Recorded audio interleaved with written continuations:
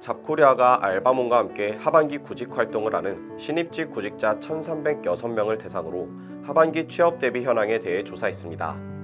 조사 결과 전체 응답자의 54.1%가 올 하반기 취업에 성공할 자신이 없다라고 대답했습니다.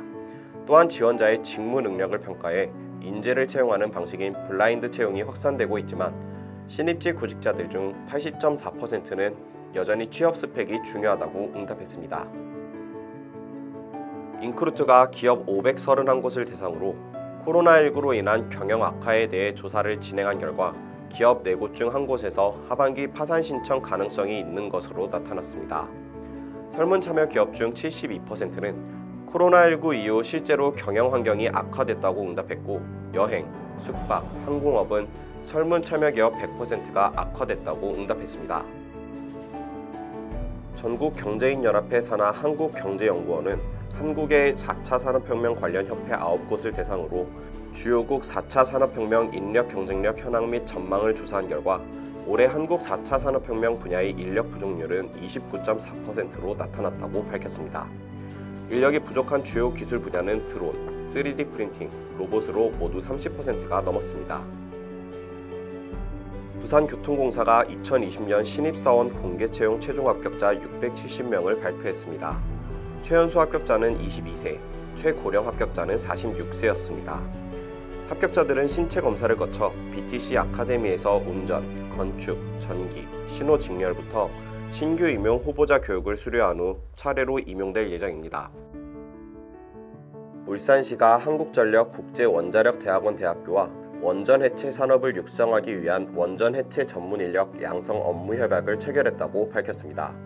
이번 협약은 울산시가 지난해 4월 원전해체연구소를 부산시와 공동 유치한 뒤 산하경과 협력해 대학, 연구소, 전문기업, 지원시설, 연관산업 등이 집적화된 원전해체 산업을 육성하기 위해 마련됐습니다. 고용노동부가 발표한 7월 노동시장 동향에 따르면 7월 구직급여 지급액은 1조 1,885억 원으로 작년 동월보다 4,296억 원 급증한 것으로 나타났습니다. 지난달 구직급여 신규 신청자는 11만 4천 명으로 작년 동월보다 1만 3천 명 증가했습니다. 구직급여 수급자는 73만 1천 명이었습니다.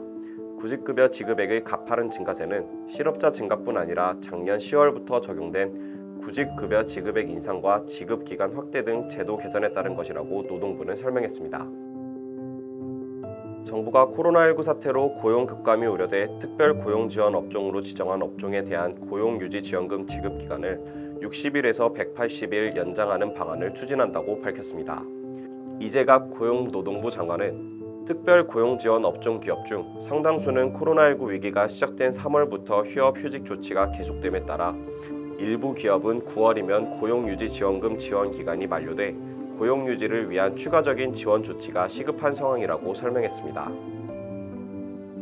대전시는 신종 코로나 바이러스 감염증 상황에서도 고용을 유지하고 있는 소상공인에게 업체당 직원 1명의 사회보험료를 지원한다고 밝혔습니다. 지원 금액은 3개월치 50만 원으로 시는 100억 원을 투입해 2만여 소상공인을 지원할 계획입니다. 울산시와 울산테크노파크가 울산테크노 일반산업단지의 수소산업 기업을 지원하는 기반을 구축합니다. 울산테크노파크는 울산이 산업통상자원부의 스마트 특성화 기반 구축 사업에 선정됨에 따라 테크노 일반산업단지를 중심으로 수소산업 기업 지원을 위한 혁신 클러스터를 구축하기로 한다고 밝혔습니다. 이에 따라 사업비 약 70억 원이 투입될 예정입니다. 과학기술정보통신부가 교육부, 국방부, 행정안전부 등 관계부처 합동으로 열린 대통령 직속 4차 산업혁명회의 제17차 전체회의에서 전국민 AI 소프트웨어 교육 확산 방안을 발표했습니다. 정부는 학생, 재직자 등 개인별 수준에 맞는 교육 콘텐츠를 제공할 수 있는 온라인 AI 교육 플랫폼을 구축하고 교육용으로 가공할 수 있는 공공, 산업 데이터를 활용해 플랫폼에서 AI를 실습하거나 누구나 자유롭게 플랫폼에 교육 콘텐츠를 올릴 수 있도록 할 계획이라고 전했습니다. 전라북도가 신종 코로나 바이러스 감염증에 따른 고용 충격을 줄이기 위해 취업 취약계층에 공공 일자리를 제공하는 전북형 희망 일자리 사업을 추진한다고 밝혔습니다. 희망 일자리 사업은 453억 원을 투입해 생활방역, 환경정비, 재해 예방, 긴급 공공업무 지원, 지역 맞춤형 특화 일자리 등 10개 유형의 일자리를 제공합니다. 이에 따라 1만 667명의 도민이 2개월에서 5개월간 일자리를 얻는다고 전북도는 전했습니다. 국가과학기술연구회가 과학기술 분야 정부 출연 연구기관에서 수행하는 2020년 하반기 신기술 분야 연구실무인재 역량 강화 직무훈련생 200여 명을 오는 9월 2일까지 모집한다고 밝혔습니다. 광주시가 재난안전 분야 전문인력 양성교육기관 지원사업 공모를 거쳐 전남대와 호남대를 대상으로 선정했다고 전했습니다. 시는 이들 대학의 장학금, 교육훈련, 기자재, 시설, 연구 프로그램 개발 비용 등을 지원할 예정입니다. 완주군은 청년 실업률 증가와 장기간 취업 준비에 따른 청년들의 경제적 부담을 덜어주기 위해 정장 대여 운영업체와 협약을 체결해 정장을 빌려준다고 밝혔습니다. 완주군에 주소를 둔 만 18세에서 39세의 미취업 청년이면 누구나 도움을 받을 수 있습니다. 중소벤처기업진흥공단은 디지털 청년 일자리 사업과 연계한 디지털 인프라 구축단을 구성하고 전국 7개 교육장에서 동시에 발대식을 열었다고 밝혔습니다. 구축단은 정책금융 혁신 허브 플랫폼 구축을 위한 기업 데이터베이스 고도화, 수출 상품 콘텐츠 확충, 연수 인력 DB 구축, 챗봇 서비스 개선 등을 추진할 방침입니다. 중소벤처기업진흥공단은 중소벤처기업부와 함께 청년 구직자를 신규 채용하는 중소기업을 지원하는 청년 디지털 일자리 사업을 시행한다고 밝혔습니다. 중소벤처기업진흥공단은 소프트웨어 테스트 및 검수 분야와 중소기업 디지털화 촉진 분야에서 각각 1,000명씩 지원합니다.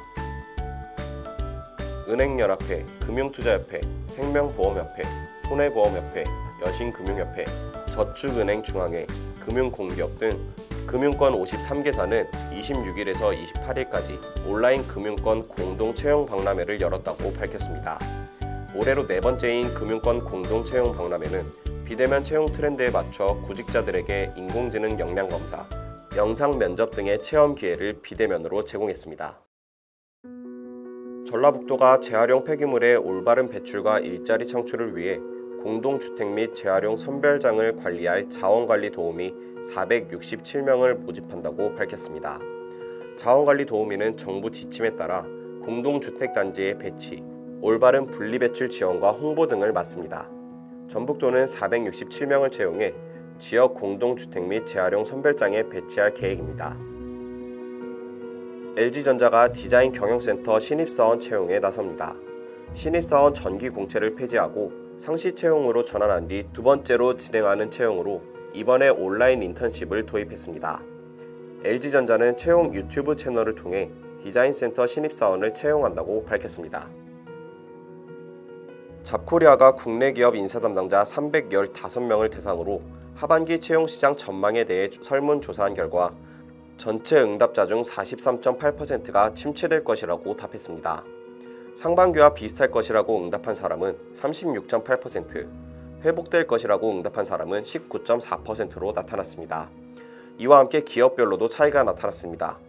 대기업 인사 담당자들은 41.5%가 상반기에 비해 회복될 것이라고 응답했지만 중견, 중소기업 인사 담당자들은 침체될 것이라고 예상했습니다.